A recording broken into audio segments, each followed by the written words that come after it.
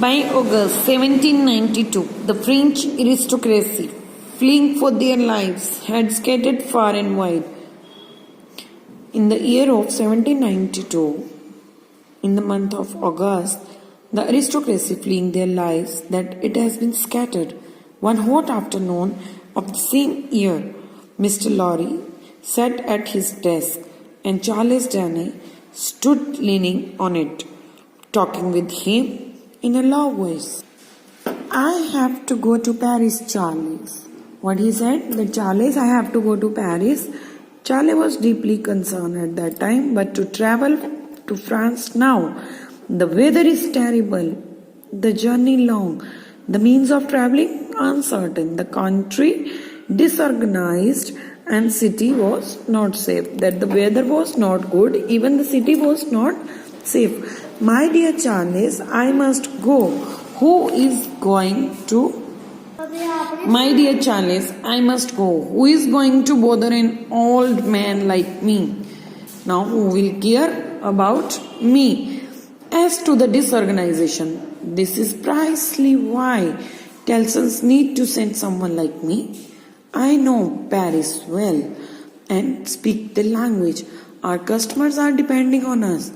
As to the uncertain traveling, I am prepared to go through a few inconveniences for the sake of Tellson's. He said that for Tellson's I am going to face some kind of problem, but I will definitely go there. Are you leaving tonight then? Charlie said, now what you are going to do? Are you leaving? Yes, I am. I intend to take Jerry with me. Who is going with him? Jerry. The full name of Jerry is Jerry Cruncher. He has been my bodyguard on Sunday night for so many years. Nobody in France will suspect him to be anything more than English bulldog, looking after his master. I must tell you that I admire your gallantry and youthfulness, Mr. Lorry. Now Charlie said to Mr. Lorry that I admire your gallantry and youthfulness, but still I have to go. Jerry is going with me. Nonsense, perhaps. When I return, I will accept Tellson's proposal to retire and live the rest of my life at ease. Now he is going to retire. After that, he will returning from the Paris. Then he will live the life with ease. Just then, a bank representative bowed over a letter and laid it on Mr. Lorry's desk. Have you discovered any traces of this person, Mr. Lorry? Charles asked to Mr. Lorry. Charles saw that it was addressed to him, the Marquis of Saint Evermond. Now, would the talk start with Saint Evermond? No one except Dr. Manette knew that this was his real name. He had made Charles promise on the morning of his wedding not to reveal it to anyone. Mr. Lorry looked at the recipient's name later. Who was the recipient? Saint Evermonde. No, I have asked everyone here. No one called tell me where this gentleman is to be found. He said that I don't know where the gentleman is going to find. The Charles started talk with the Tellsons. With the Tellson's Bank, Saint Evermonde and Lorry. That several French gentlemen were Tellson's Bank on business. He got up and approached them to inquire about the mysterious Marquis. Now Mr. Lorry is going to find Marquis. No one seemed able to shed any light though. No one light is there. No one want to show where the Marquis is. At the moment, Mr. Stroyer, who happened to become accompanying French customers, saw the letter and to whom it was addressed. He checked that this letter is addressing to which person. Isn't that the nephew of Marquis? Who was murdered?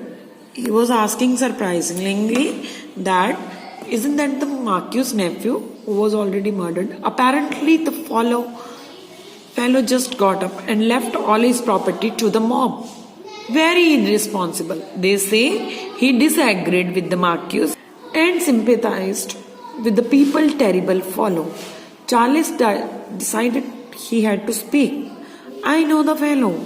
Stewart looked at him in surprise. Now Stewart looked towards Charles with surprise. Do you? Oh, I'm sorry to hear it. Why? Why, Mr. Tani? Do you need to ask why? But I do ask why, because he has given in to the peasants. That's why. Careful not to reveal his secret, but greatly distressed, Charles ended the discussion quickly. Here, Charles and Stewart started talking related to the Marquis' murder. Then again, he stopped talking about this. I think you may not understand the fellow, Mr. Stewart. Mr. Lorry asked the Charles if he could deliver the letter to the man in question, as he himself would not have time before he left. Now here Charles agreed, took the letter. As soon as he had left the bank, he tore the letter open and read it. It read as follows. In the letter there was written, Prison of Abhay, Paris, June 21st, 1792. Dear Monsieur le Marquis, my life is in danger and my house has been burned to the ground. The crime for which I am accused, having helped me and served you, is treason against the people. I have in vain tried to explain that I have acted for the people according to your commands, that I have collected no taxes or rent and returned the money they had in the past. The only response of tribunal is that I have acted for an immigrant. And where is that immigrant? My dear sir, I once risked my life to help you leave the country. I desperately need your help now. I was true to you, Monsieur le Marquis. I pray you will be true to me, your servant Gablé. Here, this letter is written by Gablé and to Monsieur le Marquis. He write all these things, that what happened with you, why I want to come out from the prisoner, and this was the letter, what happened with you. This is the all thought they have written. He has written. As soon as Charles read this letter, he knew he had to go to Paris, but he could not tell no one. He don't want to tell because this suspense can be over. However, he needed to let poor Gablé know of his forthcoming arrival. And so he returned to the bank in the evening to see Mr. Lorry off. I have delivered the letter, Mr. Lorry. Well done, my dear Charles. Charles told that I have delivered this letter to Mr. Lorry. Could you give with the sender an oral response? Willingly, if it is not dangerous. Whom shall I see? A man called Gablé. Who is going to see? Gablé. A prisoner in the Abhay prison in Paris. Where this prisoner located? In Paris. Mr. Lorry looked somewhat puzzled. What shall I tell him? Just tell him the Marquis is on the way. When will Marquis get there? Tell him that he is leaving tomorrow night. The night Charles wrote 2 letters. One of his wife explaining why he had to go to Paris, and the other Dr. Manette asking him to look after his family in his absence.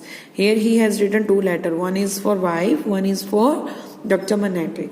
The day of his departure was very hard for Charles, unaware of her husband's plans. Lucy was particularly happy that day, but he could not allow her affectionate mood to keep him from his mission. He had a duty to Gablé. Now it was the duty of Charles to save Gablé. Half an hour before midnight, Charles left the letters on the hall table of his Soho home, quietly closed the door, went to the nearest stable where he had arranged to pick up a horse and that he would take him to Dover. His dangerous journey had begun. He tried to put out his mind. He thought he might never see his wife and daughter. So in the last, he has seen the letter by Gablé. Here he moved to the stable, Charles, to pick the horse and going to save his servant.